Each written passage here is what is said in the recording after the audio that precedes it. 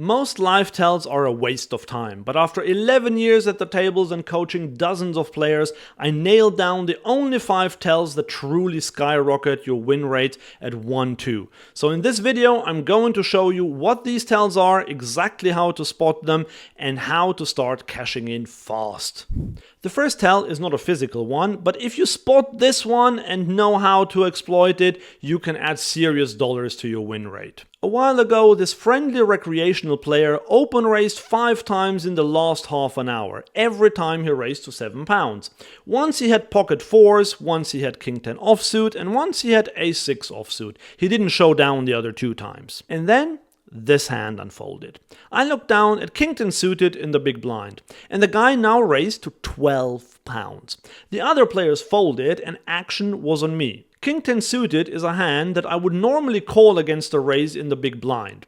But here I had an easy fold. Why?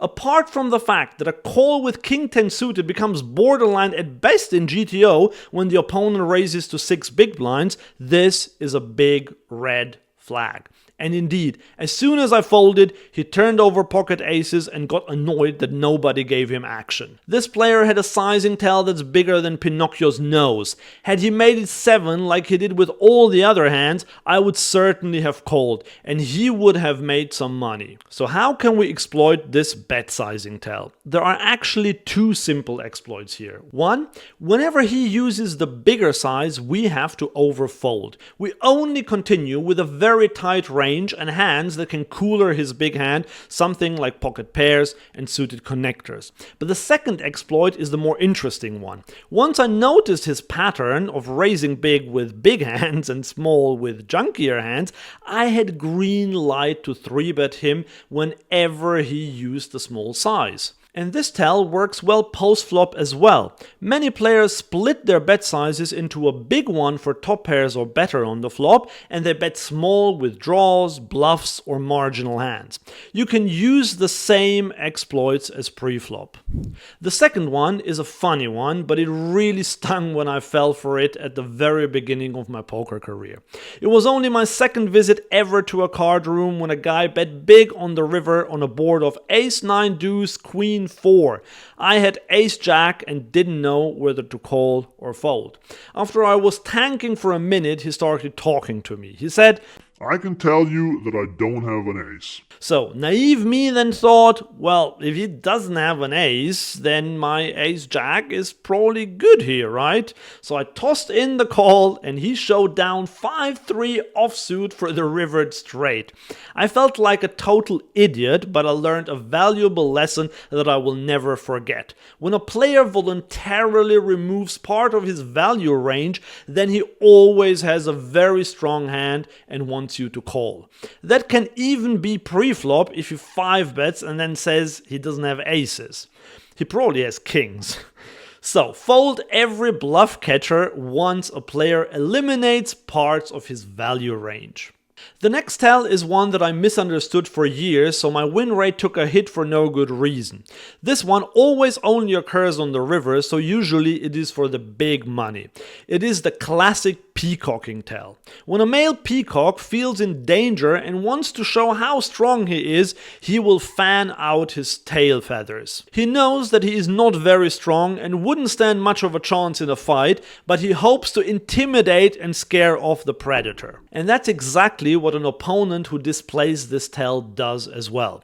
So after you bet the flop and the turn in a heads-up pot, you now get ready to bet the river as well. And your opponent is grabbing some chips, basically implying that he will call your bet no matter how much you bet. All he's doing there is peacocking. In reality, he doesn't want you to bet at all because he has a weak hand that can't withstand a lot of pressure.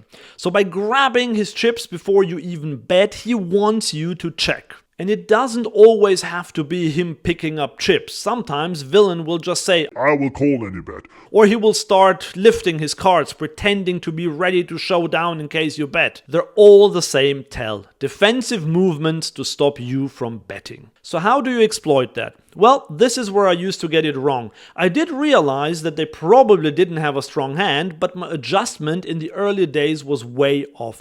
I used to bet big with good value hands and bet small with bluffs because I thought, well, if he feels uncomfortable with his hand, I'll put pressure on him with my good hands and he'll fold anyway if he doesn't have anything. But this was totally backwards. In reality, yes, he really doesn't want you to bet. So once I flipped this adjustment, I started scooping more value from nervous opponents and stopped lighting money on fire with my bluffs. Because the way you exploit that is by trying to squeeze out a tiny bit of value when you have it and by betting really big when you don't have anything.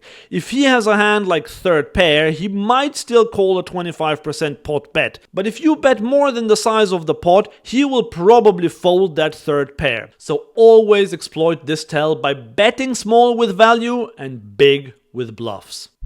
This next one is a timing tell, so it is easy to spot. Imagine a delivery firm is just dropping off a package. They ring your doorbell, you open the door, they hand you the package and ask for your signature. You sign quickly without even checking if it's really for you. If it were something important or complicated, you'd pause for a moment, maybe check the label or even open the box before deciding what to do.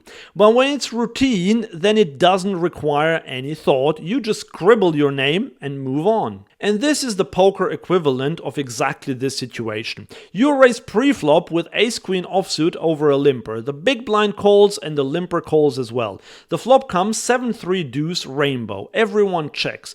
The turn is the king of hearts, bringing in a flush draw. You decide to take a stab and the big blind snap calls just like you signed for the receipt of the package.